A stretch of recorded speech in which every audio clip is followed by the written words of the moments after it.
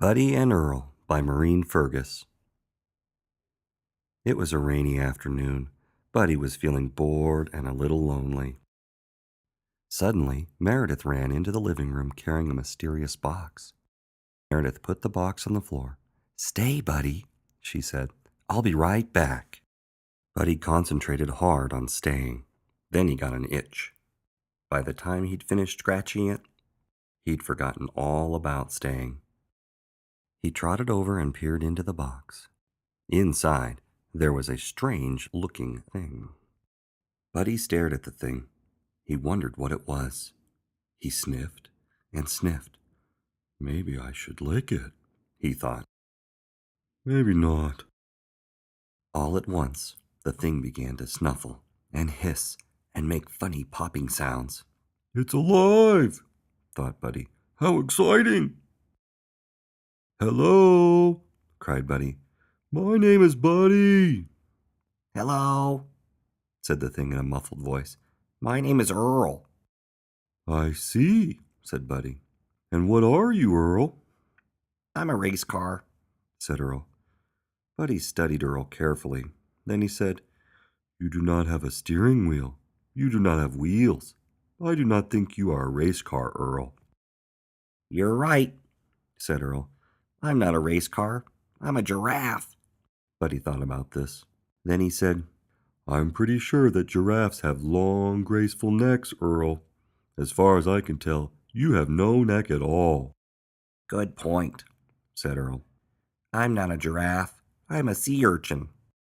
This did not seem right to Buddy either. "You look like a sea urchin, Earl, but I do not think you are a sea urchin," he said.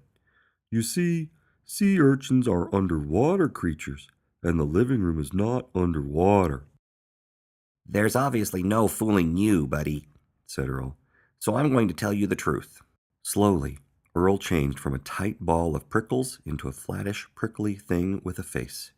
"The truth is, I'm a talking hairbrush." Buddy was almost positive that Earl was not a talking hairbrush.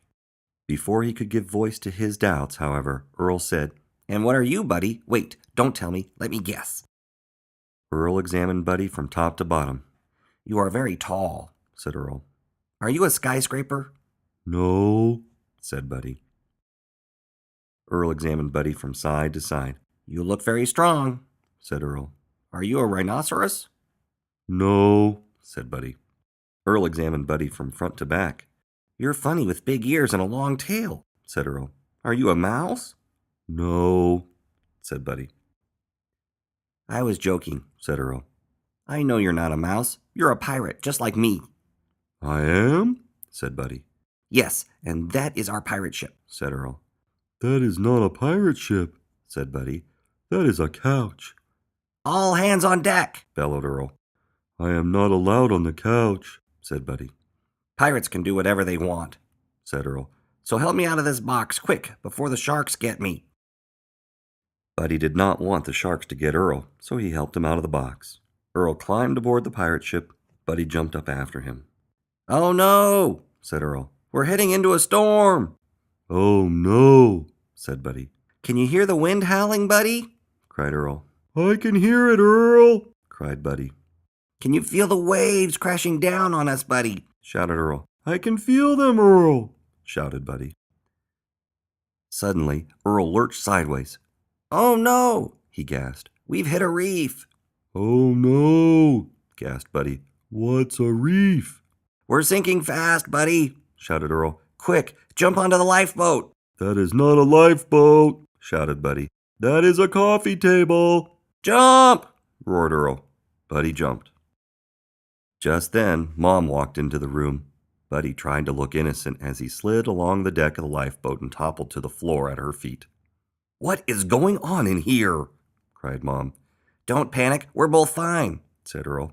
"I gave orders to abandon ship." Mom didn't seem to hear Earl. "You know you're not allowed on the furniture, Buddy," she scolded. "That's my fault," admitted Earl. "I told them the pirates could do whatever they wanted." "And what have you done to poor little Earl?" asked Mom. "He's been loyal and brave, the best first mate a pirate captain ever had," replied Earl. "Honestly, Buddy," grumbled Mom, Sometimes I don't know what gets into you." Mom put Earl in his box and put the box on the kitchen table.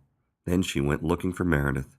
After she was gone, Buddy thought about how he didn't feel bored or lonely anymore. He thought about how Earl had taken responsibility for his part in their adventure. He thought about the nice things Earl had said about him. After he was done thinking, Buddy climbed up onto the kitchen table and looked into Earl's box. "I think I know what you are, Earl," he said. "What do you think I am, Buddy?" asked Earl. "I think you are a friend," said Buddy. "I think you are right," said Earl.